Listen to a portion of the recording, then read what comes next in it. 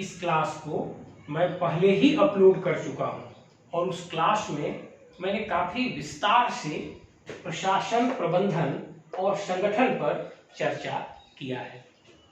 लेकिन उसे देखने के बाद मुझे ऐसा लगा कि नहीं, इस पर और कुछ विस्तार से विश्लेषण करने की जरूरत है। ये प्रशासन, प्रबंधन और संगठन जो संकल्पना है, ये लोक प्रशासन विषय की आधारशिलाएं हैं और इनको बहुत अच्छे से समझना आवश्यक है। एक लोक प्रशासन के छात्र के लिए इन संकल्पनाओं को और अधिक अच्छे से समझना आवश्यक है, क्योंकि आगे के जितने भी सिद्धांत लोक प्रशासन के होंगे वे सभी सिद्धांत कहीं न कहीं इन संकल्पनाओं से जुड़ेंगे या इन पर आधारित होंगे। तो जब तक इन संकल्पनाओं को और विस्तार से नहीं समझा जाएगा तब तक लोक प्रशासन के आगे के सिद्धांतों को समझने में परेशानी हो सकती है।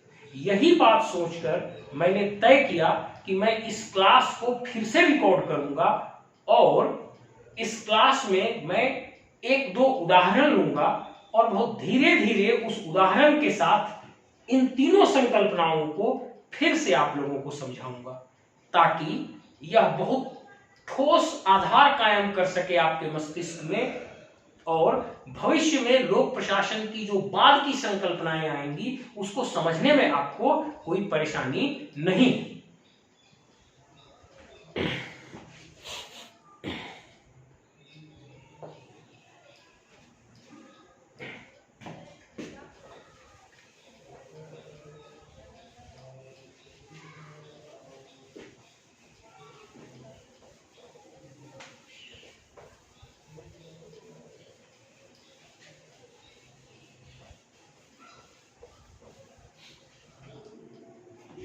देखिए, सबसे पहले हम लोग प्रशासन को इसी तरह से परिभाषित करते हैं, किसी निश्चित साझा उद्देश्य की प्राप्ति के लिए लोगों के एक समूह के द्वारा किया जाने वाला सहयोगात्मक प्रयास प्रशासन कहलाता है।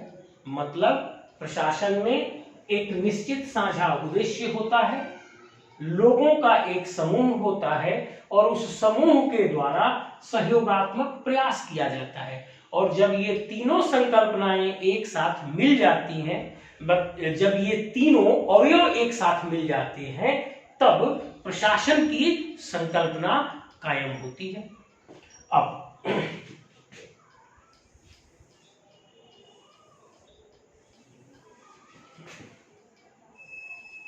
मैं इसकी तुलना या इसे समझने के लिए मैं एक कंप्यूटर का उदाहरण लेता हूं। देखिए, यहां पर हमने लिखा कंप्यूटर। अब देखिए, इस कंप्यूटर का कुछ उद्देश्य होता है। इस कंप्यूटर का उद्देश्य होता है गणना करना।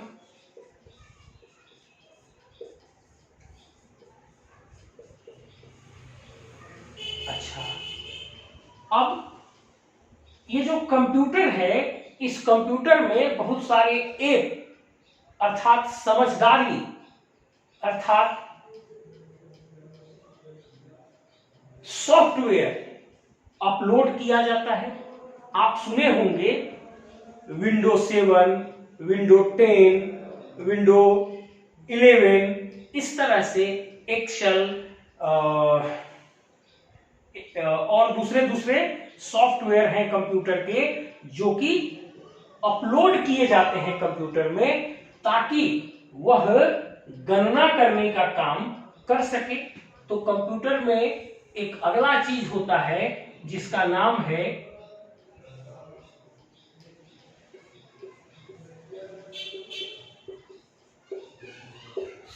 सॉफ्टवेयर।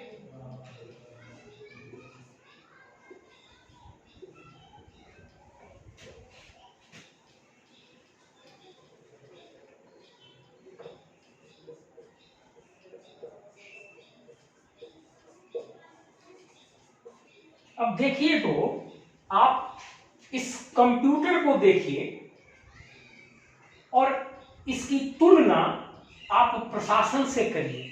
इससे आपको समझने में और याद रखने में बहुत आसानी होगी।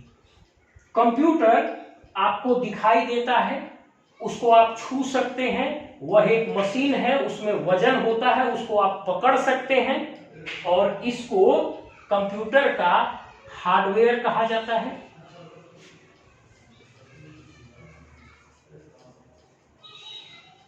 अच्छा, इसमें भी कुछ उद्देश्य होते हैं और इसका उद्देश्य है गणना करना। तो यहां देखिए मैंने गणना करना ये निश्चित साझा उद्देश्य लिख दिया है। अब इस कंप्यूटर में कुछ ऐसी चीजें होती हैं जो दिखाई नहीं देती, बस वो काम करती हैं और उसको सॉफ्टवेयर कहते हैं। आप सभी लोग बेहतर जानते हैं आज तकनीक को, उसे सॉफ्टवेयर कहा जाता है। और इस सॉफ्टवेयर को एक तरह से कंप्यूटर का आप दिमाग कह सकते हैं। जो काम आपको कंप्यूटर से कराना होता है वह सॉफ्टवेयर उस कंप्यूटर में डाउनलोड की जाती है। विंडो 7, विंडो 10, विंडो 11, एक्सेल, ये सारी चीजें जो है ये सॉफ्टवेयर कहलाती हैं और इस सॉफ्टवेयर के द्वारा कार्य किया जाता है। अब देखिए प्रशासन में भी निश्चित साझा उद्देश्य है, कंप्यूटर का भी एक उद्देश्य है गणना करना। कंप्यूटर में हार्डवेयर है, जो पोर्शन आपको कंप्यूटर का दिखाई देता है, जिसको आप छू सकते हैं, जिसका वजन है, वह कंप्यूटर का हार्डवेयर है। वैसे ही प्रशासन में जो लोगों का समूह होता है, जो संगठन होता है, वो आपको दिखाई देता है। लोगों का समूह या संगठन आपको दिखाई देता है, तो संगठन को आप कंप्यूटर की भाषा में आप हार्डवेयर कह सकते हैं। अब इस समूह के द्वारा प्रयास किया जाता है और प्रयास मतलब कार्य, यह तो भाववाचक संज्ञा है। जैसे आप सॉफ्टवेयर को छू नहीं सकते, उसका वजन नहीं होता, वैसे ही जो कार्य किया जाता है उसको छू नहीं सकते, उसका वजन नहीं होता, वह भौतिक वस्तु नहीं है, उसको महसूस किया जाता है, कार्य को महसूस किया जाता है। तो आप इस सहयोगात्मक प्रयास को कंप्यूटर की भाषा में सॉफ्टवेयर भी कह सकते हैं। अब इससे आपको याद रखने में बहुत आसानी होगी। कंप्यूटर का भी एक उद्देश्य है, प्रशासन का भी एक उद्देश्य है। कंप्यूटर में हार्डवेयर होता है जो मशीनरी है, प्रशासन का हार्डवेयर उसका संगठन है जिसको आप छू और देख सकते हैं। अब सॉफ्टवेयर कंप्यूटर में होता है जो कि कंप्यूटर का ब्रेन है, जिससे वो काम करता है, इसको आप देख नहीं सकते।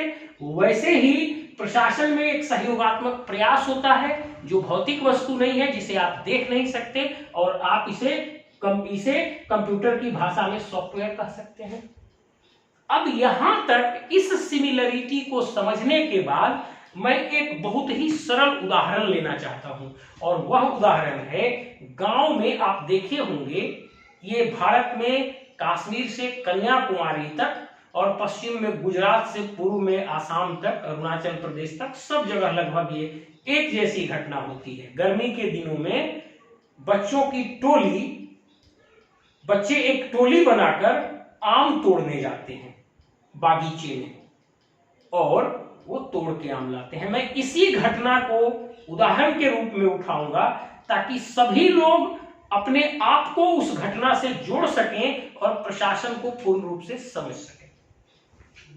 देखिए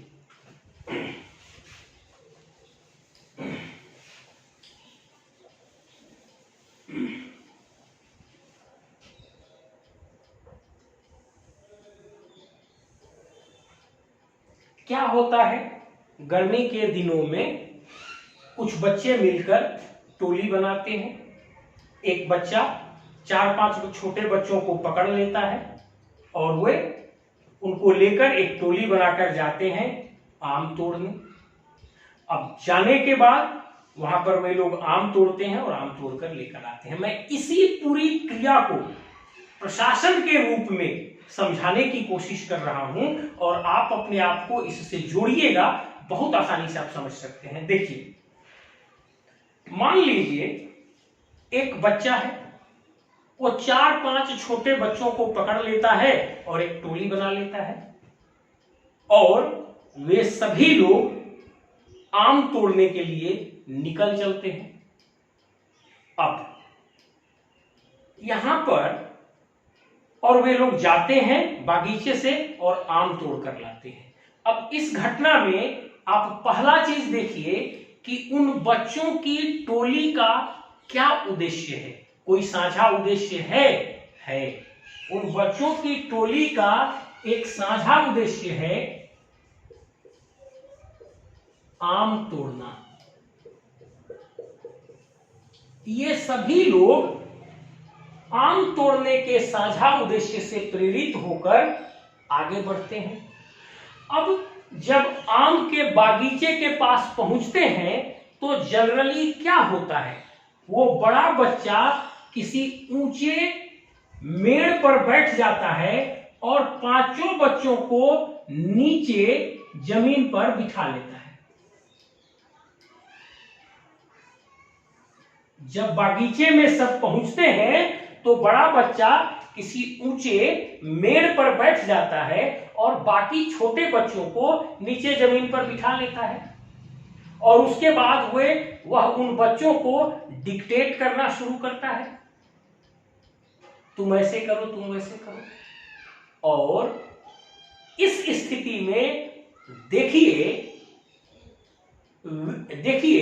यहां पर एक पिरामिड नुमा संरचना कायम होती हुई आपको दिखाई दे रही है या सीढ़ीदार संरचना कायम होती हुई दिखाई दे रही है। जब वे लोग बागीचे में पहुंचते हैं, बड़ा बच्चा खुद एक ऊंचे मेड़ पर बैठ जाता है और उन बच्चों को नीचे जमीन पर बिठा लेता है और इन लोगों को डिक्टेशन देना शुरू करता है। और ये बच्चे इस बात को स्वीकार कर लेते हैं 2 कारणों से या 2 सिद्धांतों के आधार पर ये छोटे बच्चे उस बात को स्वीकार कर लेते हैं। पहला, वे लोग ये सोचते हैं कि यह बड़ा बच्चा हम लोगों से अनुभवी है, इसलिए इसकी बात मान लेनी चाहिए, ये पहला सिद्धांत। और दूसरा, उनको ये लगता है कि यदि बागीचे का मालिक या कोई आकर हम लोगों को पीटने लगे तो ये बड़ा बच्चा सक्षम है, हम लोगों को बचा सकता है। और इन्हीं 2 कारणों से ये छोटे बच्चे इस व्यवस्था को स्वीकार कर लेते हैं। अब आप देखिए यहां पर क्या हुआ, ये लोगों का समूह है जिसमें एक बड़ा बच्चा और 5 छोटे बच्चे हैं। अब जैसे ही ये लोग बागीचे में पहुंचते हैं, बड़ा बच्चा ऊंचे मेड़ पर बैठ जाता है और बाकी बच्चों को नीचे बिठा लेता है और उनको डिक्टेशन देना शुरू करता है। और ये छोटे बच्चे इसलिए इस बात को स्वीकार कर लेते हैं, 2 सिद्धांतों के कारण स्वीकार करते हैं कि वह बड़ा बच्चा है, उसको ज्यादा अनुभव है, इसलिए उसकी बात मान लीजिए। और दूसरा, छोटे बच्चे ये भी समझते हैं कि अगर बागीचे का मालिक या कोई हमको पीटने लगेगा तो यही लड़का हम लोगों को बचा सकता है, ये सक्षम है।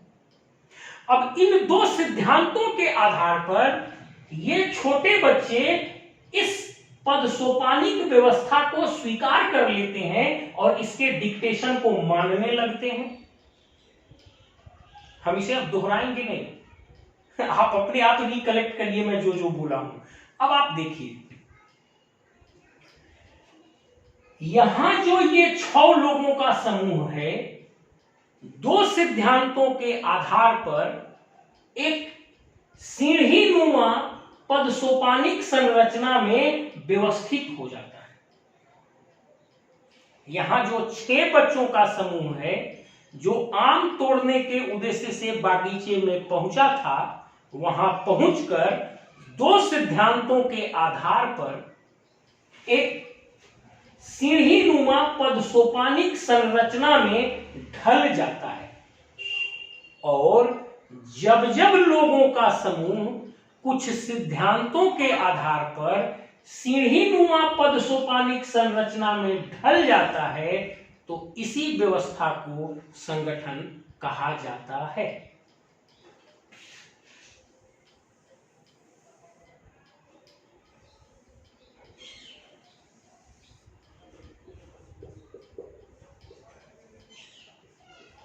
अब इसके आगे ये लोग क्या करते हैं?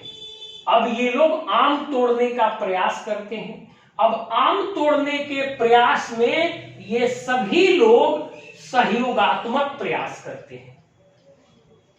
इस आम तोड़ने के प्रयास में ये सभी 6 बच्चे सहयोगात्मक प्रयास करते हैं, लेकिन इनके प्रयासों को आप बहुत शांतिपूर्वक और बारीकी से देखिए, तब आपको प्रशासन और ढंग से समझ में आएगी। यह बड़ा बच्चा क्या करता है? ये जो बड़ा बच्चा है, ये आप देखिएगा, किसी छोटे बच्चे को बोलता है जाओ तुम पत्थर लेके आओ, दूसरे को बोलता है जाओ तुम डंडे लेकर आओ, तीसरे को बोलता है तुम चलो पीटना शुरू करो, चौथे को बोलता है तुम उसको कलेक्ट करो, पांचवें को बोलता है तुम सभी को बैग में उठा के रखो। मतलब ये जो बड़ा बच्चा ऊपर में बैठा हुआ है, यह निर्णय लेता है, आदेश देता है और उसका पालन कराता है। ये बड़ा बच्चा उन सभी छोटे बच्चों को, सबसे पहले यह बड़ा बच्चा निर्णय लेता है और उन छोटे बच्चों को आदेश देता है और उन लोगों से आदेश का पालन कराता है। और ये छोटे बच्चे क्या करते हैं? ये सभी छोटे बच्चे इसके आदेश का पालन करते हैं, आदेश का पालन करते हैं। इस बड़े बच्चे के द्वारा जो निर्णय लेने, आदेश देने और उसके पालन कराने का कार्य किया जाता है, इसी को प्रबंधन कहा जाता है, इसी को मैनेजमेंट कहा जाता है।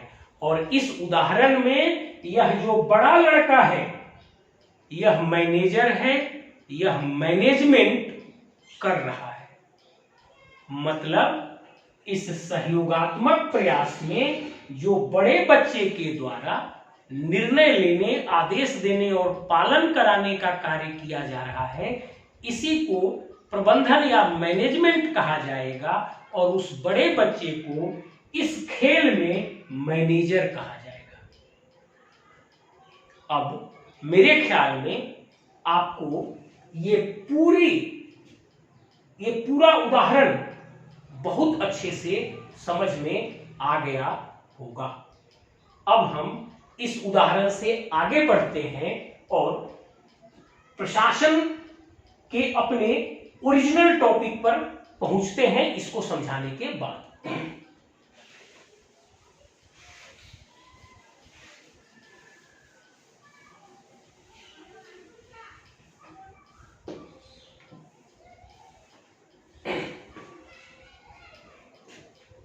यह निश्चित साझा उद्देश्य है।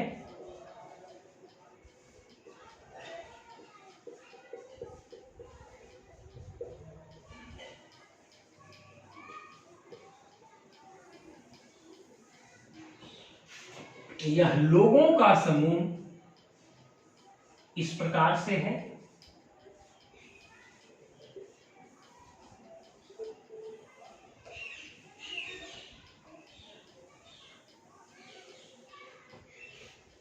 और ये जो सहयोगात्मक प्रयास है, इसका भी यहां पर 2 टुकड़ा करेंगे।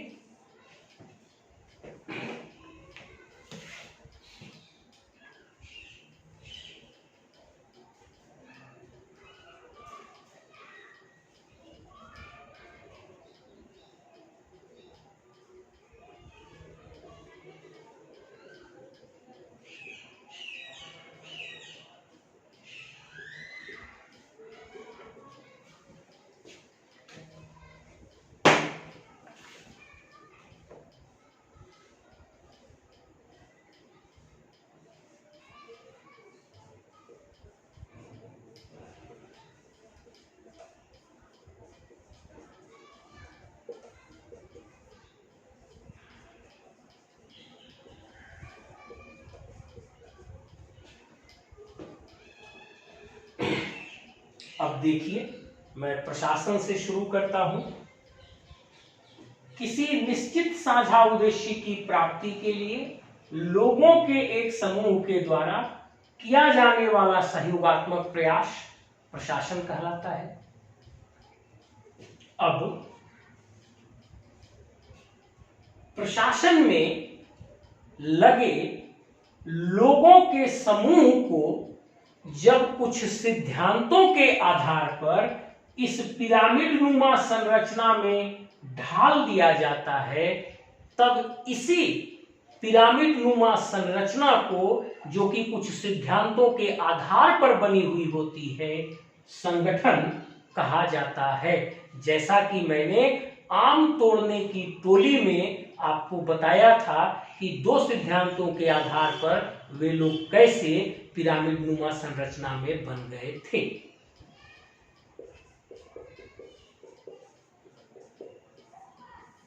अब प्रशासन में लोगों के समूह के द्वारा एक सहयोगात्मक प्रयास किया जाता है और इस सहयोगात्मक प्रयास में कुछ लोगों के द्वारा निर्णय लेने, आदेश देने और उसको लागू कराने का काम किया जाता है और कुछ लोगों के द्वारा उस निर्णय को लागू करने का काम किया जाता है। अब प्रशासन के सहयोगात्मक प्रयास में जब कुछ लोगों के द्वारा निर्णय लेने, आदेश देने और पालन कराने का कार्य किया जाता है, उसी को प्रबंधन या मैनेजमेंट कहा जाता है और इस कार्य को करने वाले लोगों को मैनेजर या प्रबंधक कहा जाता है। नीचे के लोग उसे केवल एग्जीक्यूट करते हैं या लागू करते हैं। अब यहां तक आपको बहुत स्पष्ट हो गया होगा कि प्रशासन क्या है, संगठन क्या है और प्रबंधन क्या है। अगर आप प्रशासन को अभी तक हम 3 अवयवों में हमेशा बांटा करते थे। आपको हम कहा करते थे कि निश्चित साझा उद्देश्य होगा, लोगों का समूह होगा और सहयोगात्मक प्रयास होगा। जब आप इस निचले पंक्ति में आइएगा तब आपको एक बात पता चलेगा कि जो ये सहयोगात्मक प्रयास है, प्रशासन का जो सॉफ्टवेयर है, इसका 2 टुकड़ा है। एक है मैनेजमेंट अर्थात निर्णय लेना और दूसरा है उसको लागू करना।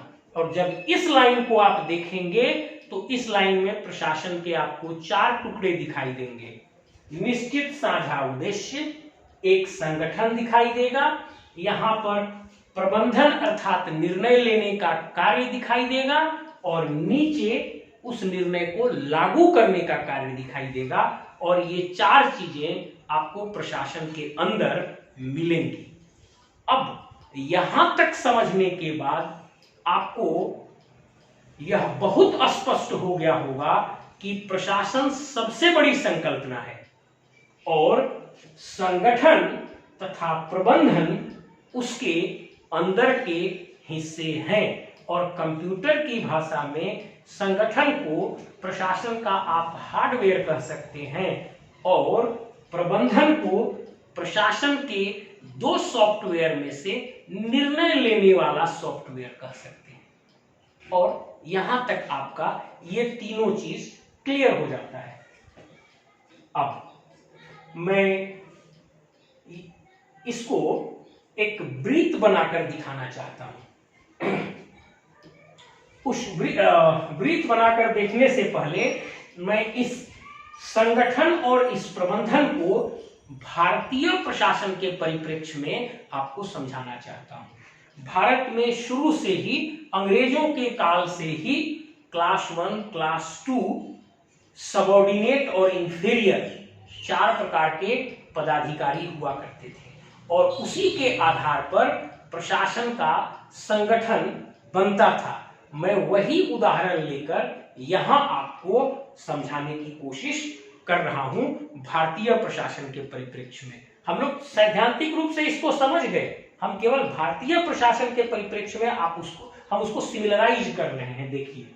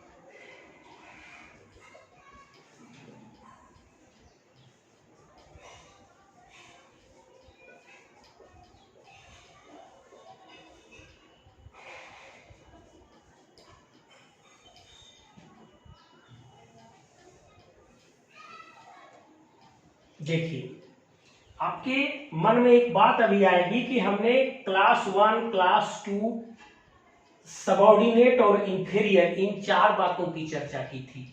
क्लास 1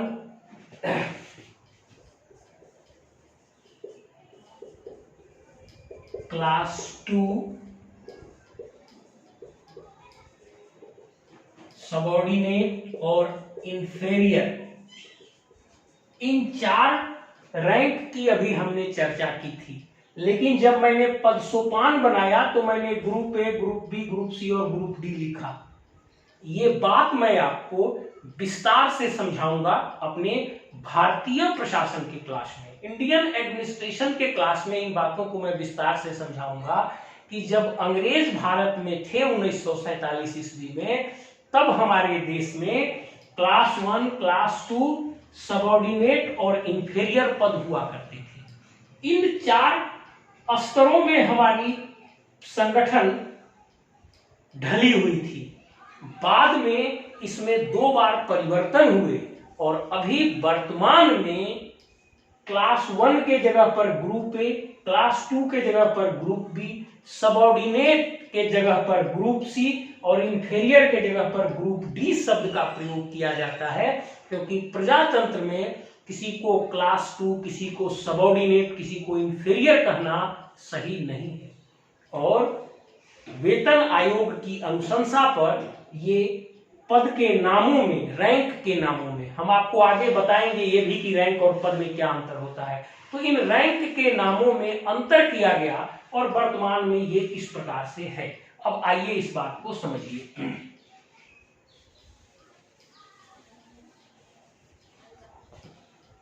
किसी भी कार्यालय में, किसी भी प्रशासनिक कार्यालय में लोगों का एक समूह होता है और वह लोगों का समूह इसी प्रकार से 4 पद सोपानों में कुछ नियमों के आधार पर, कुछ सिद्धांतों के आधार पर सजा दिया जाता है। प्रत्येक कार्यालय में, प्रत्येक प्रशासनिक कार्यालय में प्रशासन के कार्य के लिए कुछ लोगों का एक समूह होता है और उस समूह को कुछ सिद्धांतों और कुछ नियमों के आधार पर इस प्रकार से 4 स्तरीय पद सोपान में सजा दिया जाता है। अब देखिए, ये मैं भारत के प्रशासन का उदाहरण ले रहा हूं। सबसे ऊपर ग्रुप ए पदाधिकारी होते हैं, उसके नीचे ग्रुप बी पदाधिकारी होते हैं, उसके नीचे ग्रुप सी पदाधिकारी क्लर्क और टेक्नीशियन होते हैं और उसके नीचे ग्रुप डी पदाधिकारी चालक, प्यून, गार्ड, गार्डनर, सहयोगी, रसोईया, तरह तरह के मैनुअल वर्क करने वाले लोग होते हैं। और ये 4 स्तरों में हमेशा सजे होते हैं। आप भारत या राज्य सरकार के किसी भी कार्यालय में जाकर देखिएगा, आपको ये चीजें दिखाई देंगी। अब आप देखिए, ये जो ऊपर के ग्रुप ए और ग्रुप बी के लोग हैं ये भी कुछ काम करते हैं, और ये जो नीचे के लोग हैं ये भी कुछ काम करते हैं, क्योंकि प्रशासन में सहयोगात्मक प्रयास करना है और सहयोगात्मक प्रयास सबको करना है, लेकिन सबका काम बंटा हुआ है। प्रत्येक व्यक्ति अलग अलग तरीके से सहयोग करता है। प्रशासन में सहयोगात्मक प्रयास होता है और सभी लोग अपने अपने तरीके से सहयोगात्मक प्रयास करते हैं, चाहे वे ऊपर के पदाधिकारी हों चाहे वे नीचे के पदाधिकारी हों, सभी लोग अपने अपने तरीके से सहयोगात्मक प्रयास करते हैं, लेकिन सबका काम बटा हुआ है और सभी लोग अलग अलग तरीके से अपना सहयोग देते हैं। अब इसमें इस सहयोगात्मक प्रयास में जो ऊपर के ग्रुप ए और ग्रुप बी पदाधिकारी होते हैं, इन लोगों के द्वारा निर्णय लेने, आदेश देने, पालन कराने,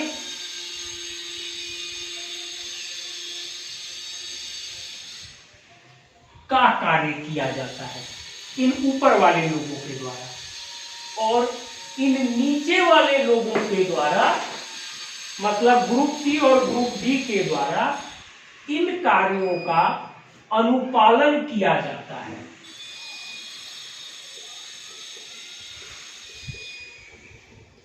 अनुपालन किया जाता है।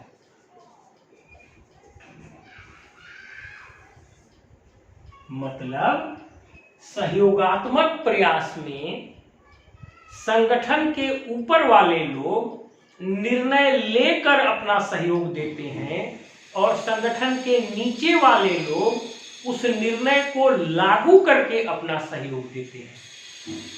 अब यहां पर भारतीय प्रशासन में जो ये ग्रुप ए और ग्रुप बी के लोग जो निर्णय लेकर अपना सहयोग प्रदान करते हैं, अर्थात जो निर्णय लेते हैं, आदेश देते हैं और अनुपालन कराते हैं, उनके इन्हीं कार्यों को प्रबंधन कहा जाता है, और ग्रुप ए और ग्रुप बी के पदाधिकारी को मैनेजर या प्रबंधक कहा जाता है। अब ये नीचे ग्रुप सी और ग्रुप डी के लोग इनके द्वारा लिए गए निर्णय को लागू करते हैं, आप उस निर्णय का अनुपालन करते हैं। इस उदाहरण में ये ग्रुप ए और ग्रुप बी के लोग मैनेजर हैं और इनके द्वारा निर्णय लेने, आदेश देने और पालन कराने का जो कार्य किया जाता है, इसी को प्रबंधन कहा जाता है। मेरे ख्याल में इन 4 उदाहरणों से बहुत स्पष्ट हो गया होगा कि प्रशासन, संगठन और प्रबंधन क्या है। अब इसको मैं एक वृत्त से समझाना चाहता हूं।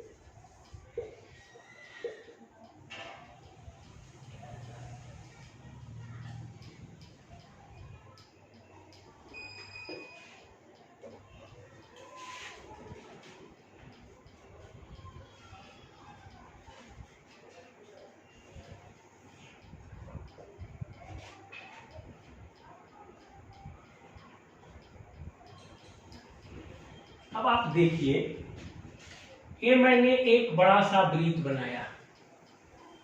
इस बड़ा वृत्त के ऊपर मैंने लिखा प्रशासन। अब इसके अंदर मैं 2 छोटा वृत्त बनाता हूं।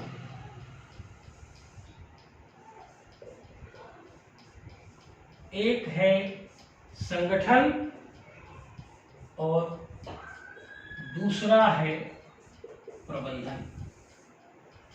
आपसे जब सिविल सेवा में सवाल पूछा जाएगा तो इसी तरह के और 3 वृत्त बनाए जाएंगे, और कभी प्रबंधन को बाहर लिख दिया जाएगा, कभी संगठन को बाहर लिख दिया जाएगा, लेकिन उन दोनों में से कोई भी सही नहीं है, क्योंकि प्रशासन सबसे बड़ी संकल्पना है।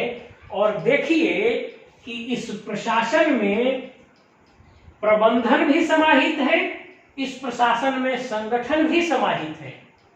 इसका मतलब यह हुआ कि ये वाला जो दृश्य है यही सबसे सही है। आपका प्रशासन जो है वो सबसे बड़ी संकल्पना है, और इसके भीतर संगठन एक संकल्पना है, प्रबंधन एक दूसरी संकल्पना है, और ये दोनों इसके भीतर समाहित हैं। इस प्रकार मेरे समझ से अब इन तीनों संकल्पनाओं के अंतर और इनके संबंध को समझने में आपको कहीं कोई दिक्कत नहीं होगी, और यह लगभग 100% आपको समझ में आ गई होगी। लेकिन इसे इस विश्लेषण के साथ समझाने के बाद आपको 1-2 थिंकर के कोटेशन को जरूर पेश करना चाहिए। अपने आंसर में थिंकर के द्वारा दिया गया कोटेशन और उसका किया गया विश्लेषण, यह बहुत बैलेंस या संतुलित अवस्था में होना चाहिए। कुछ लोग केवल विश्लेषण करते हैं और किसी भी थिंकर के द्वारा दिए गए वक्तव्य को शामिल नहीं करते, यह भी एक असंतुलित स्थिति है। और कुछ लोग बहुत सारे थिंकर के वक्तव्य को ही अपने आंसर में समाहित कर देते हैं और उसका विश्लेषण नहीं करते, यह उससे भी ज्यादा बुरी स्थिति है। पहले वाले से यह ज्यादा बुरी स्थिति है कि आपने 10 थिंकर के वक्तव्य लिख दिए और उसका विश्लेषण ही नहीं किया। मुख्य परीक्षा में आपको बैलेंस्ड करना पड़ेगा, और 1 या 2 थिंकर के वक्तव्य को उठा लीजिए, इससे ज्यादा वहां मत डालिए। वहां आपके दिमाग का विश्लेषण पूछा जाता है, आप कितना उसको विश्लेषित कर सकते हैं। इसलिए आपके उत्तर का थोड़ा सा हिस्सा थिंकर का वक्तव्य होना चाहिए। जैसे मैं लोक प्रशासन के इन तीनों संकल्पनाओं को आपको समझा रहा हूं, तो मुझे 1 या 2 ऐसे विचारक, ऐसे थिंकर को उठा लेना चाहिए जो प्रशासन, प्रबंधन और संगठन के संबंधों को समझाने के लिए कुछ कहे हैं, और उनकी उस बात को भी इसमें समाहित करना चाहिए। तब वह उत्तर पूर्ण रूप से संतुलित होगा और तभी आपको सिविल सेवा की परीक्षा में मार्क्स मिलेंगे। ध्यान रखिए, यूनिवर्सिटी एग्जाम और सिविल सर्विस की परीक्षा में अंतर है। यहां पर आपको थिंकर के वक्तव्य और अपना विश्लेषण, इन दोनों को संतुलित करना है। और मैं जैसा आपको समझाया कि थिंकर 1 या 2 थोड़ा सा उठाइए और उत्तर का बृहद मात्रा आपके द्वारा किया गया विश्लेषण होना चाहिए। तो हम लोगों ने जितना विश्लेषण किया इन तीनों संकल्पनाओं का, लगभग ये सफिशिएंट हो गया। 80% पोर्शन कवर कर लिया। अब 20% थोड़ा सा आप 1-2 थिंकर को उठा लीजिए और उनके द्वारा कहे गए वक्तव्य को इस जगह कोट कर लीजिएगा। आंसर आपका 100% परफेक्ट हो जाएगा। आप देखिए, 2 थिंकर हैं इस विषय पर जिन्होंने कहा है। एक हैं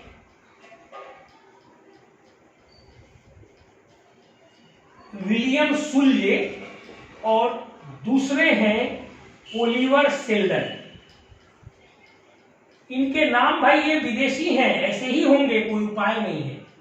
तो ये जो विलियम शुल्जे और ओलिवर सेल्डन हैं, इन दोनों के लगभग एक ही प्रकार के वक्तव्य हैं, थोड़े बहुत अंतर हैं। इनके द्वारा ये कहा जाता है कि प्रशासन में एक निश्चित उद्देश्य होता है और कुछ पॉलिसीज होती हैं। प्रशासन इन पॉलिसीज के भीतर रहकर उस निश्चित उद्देश्य की प्राप्ति के लिए कार्य करता है और इसके लिए प्रबंधन के द्वारा संगठन का उपयोग किया जाता है।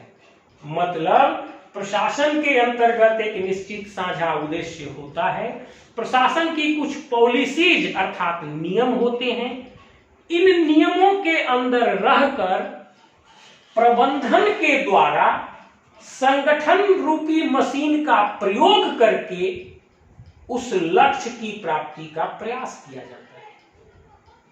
फिर से सुनिए, प्रशासन के अंतर्गत एक निश्चित साझा उद्देश्य होता है, कुछ नीतियां अर्थात नियम होते हैं, प्रबंधन जो है वो इन नीतियों अर्थात नियमों के अंतर्गत रहते हुए इस संगठन रूपी मशीन का उपयोग करके प्रशासन के लक्ष्यों को प्राप्त करने का कोशिश करता है।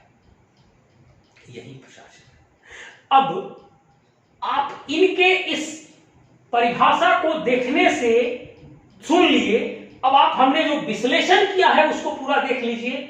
ये लगभग वही बात है जो वो कहना चाहते हैं और इस प्रकार आपका प्रशासन, प्रबंधन और संगठन पर क्लास पूर्ण होता है। और यह एक बहुत ही विस्तृत विश्लेषण है, बहुत ही विस्तृत विश्लेषण है। इतने में आपको ये तीनों आधारशिला रूपी संकल्पना समझ में आ जाना चाहिए ताकि इसके आगे की संकल्पना आपको बहुत आसानी से समझ में आ सके। पूरा क्लास सुनने के बाद यदि आपको लगता है कि यह क्लास आप जैसे ग्रामीण पृष्ठभूमि के लोगों के लिए या किसी भी छात्र के लिए, लोक प्रशासन के लिए उपयोगी है, तो आप इस चैनल को सब्सक्राइब कर सकते हैं और इसकी सूचना शेयर करके आप अपने दोस्तों को भी दे सकते हैं। 1 से 2 दिनों के अंतर्गत मैं लोक प्रशासन के क्षेत्र के बारे में क्लास रिकॉर्ड करके अपलोड करूंगा और इसके साथ साथ मैं सोच रहा हूं कि जनरल स्टडीज पर भी कुछ चीजें अपलोड की जानी चाहिए ताकि आपको एक चेंज ऑफ टेस्ट भी मिले। जैसे जियोग्राफी में हीट बजट पूछा जाता है, प्लेट टेक्टोनिक थ्योरी पूछी जाती है, जैसे आप नेशनल मूवमेंट अर्थात आजादी की लड़ाई को लीजिएगा तो उसमें आजाद हिंद फौज को काफी पूछा जाता है, जो असहयोग आंदोलन हुआ इन चीजों को पूछा जाता है। तो मैं कोशिश करूंगा इसमें से कुछ टॉपिक को उठाकर आपके सामने प्रस्तुत करूं ताकि आपको कैसा लगता है और फिर मैं लगातार लोक प्रशासन की तरह ही उन चीजों को भी सिलसिलेवार रिकॉर्ड करके अपलोड करूंगा। Thank you.